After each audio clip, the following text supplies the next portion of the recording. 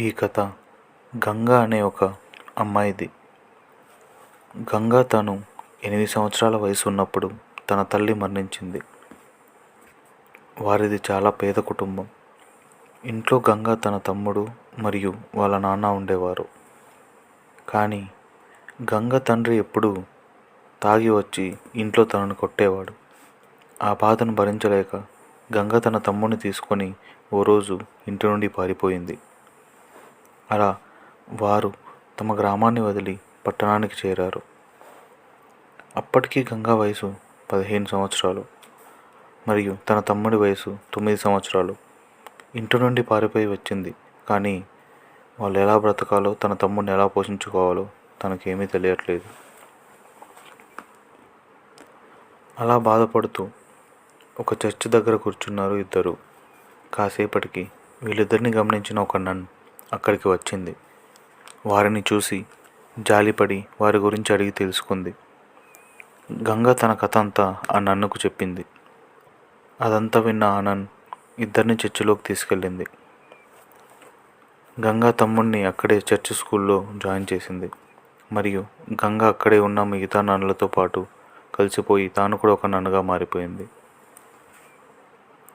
నన్నుగా మారిన గంగ తన జీవితంలో ఊహించని సంఘటన చోటు చేసుకుంది. అలా చర్చిలో చేరి నన్నుగా మారిన గంగ జీవితంలో తాను ఊహించని సంఘటన చోటు చేసుకుంది. ఒకరోజు రాత్రి గంగ తన రూమ్లో నిద్రపోతున్న సమయంలో సడన్గా గట్టిగా అరవడం ప్రారంభించింది. అది ఎలా ఉందంటే తనను ఎవరో చంపడానికి ప్రయత్నిస్తున్నట్టు చాలా గట్టిగా మరియు విచిత్రంగా అరవసాగింది. గంగ అరుపులు విన్న మిగతా నన్స్ తన రూమ్లోకి వచ్చారు. గంగను చూసి షాక్ అయ్యారు. గంగ శరీరం అంతా వణుకుతూ, వంకర్లు తిరుగుతూ మరియు తన కళ్ళు తెల్లగా మారిపోయాయి. ఒకవైపు తాను భయంకరంగా అరుస్తూ ఉంది. ఆ అరుపు కూడా తనది కాదు, ఇంకెవరిదో అన్నట్టు ఉంది. అది గమనించిన ఒక నన్ గంగ మీద తన వద్ద ఉన్న హోలీ వాటర్ని చల్లింది. వెంటనే తన శరీరం నుంచి పొగలు బయటకు వచ్చాయి. తర్వాత తాను మామూలుగా మారిపోయింది. ఆ సంఘటన తర్వాత గంగ ఆరోగ్యం బాగా క్షీణించింది. ఆమె ప్రవర్తనలో చాలా మార్పు వచ్చింది. చర్చిలో ప్రార్థనలకు కూడా వచ్చేది కాదు. మిగతా నన్నులని కలిసేది కాదు. రోజు మొత్తం ఒంటరిగా ఉండేది. అప్పుడప్పుడు ఒక విచిత్రమైన గొంతుతో మాట్లాడేది. జంతువులా అరిచేది. తన రూమ్లో ఒంటరిగా కూర్చొని రాత్రులు ఏడ్చేది. తన పరిస్థితిని గమనించిన చర్చ్ పాస్టర్స్ తనను ఏదో ఒక దుష్టశక్తి ఆవహించిందని వారికి అర్థమైంది. వారు ఎగ్జార్సిజం ద్వారా ఆ దుష్టశక్తి నుంచి గంగను కాపాడాలని అనుకున్నారు. ఎగ్జార్సిజం చేయాలనుకున్న రాత్రి ఒక నన్ గంగ రూమ్లోకి వెళ్ళి చూసింది. అక్కడ ఆమె లేదు.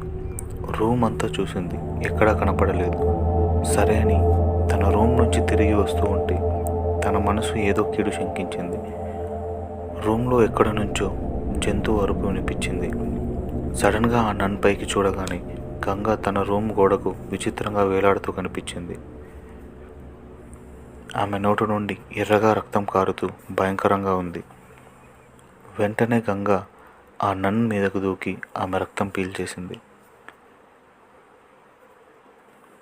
చర్చిలో ఉన్న ప్రీస్ట్ మరియు మిగతా పాస్టర్స్ తన రూమ్లోకి వచ్చారు. గంగను అలా చూడగానే చర్చ్ ఫాదర్ తన వద్దున్న హోలీ వాటర్ గంగ మీదకు చల్లాడు. అప్పుడు ఆ దుష్టశక్తి గంగ శరీరంతో పాటు తన రూమ్లో ఉన్న కిటికీ నుండి కిందకు దూకేసింది. తర్వాత గంగ ప్రాణాలు కాపాడగలిగారు. కానీ పైనుంచి దూకడం ద్వారా గంగ వెన్నెముక పూర్తిగా విరిగిపోయింది. తద్వారా తాను పూర్తిగా మంచం మీదనే ఉండాల్సి వచ్చింది.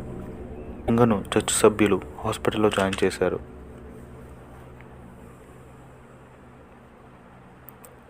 ఆ సమయంలో చర్చ్ సభ్యులు అసలు ఆ దుష్టశక్తి గంగను ఎలా ఆవహించింది, ఎందుకు ఆవహించింది అని ఆరా తీయడం మొదలుపెట్టారు.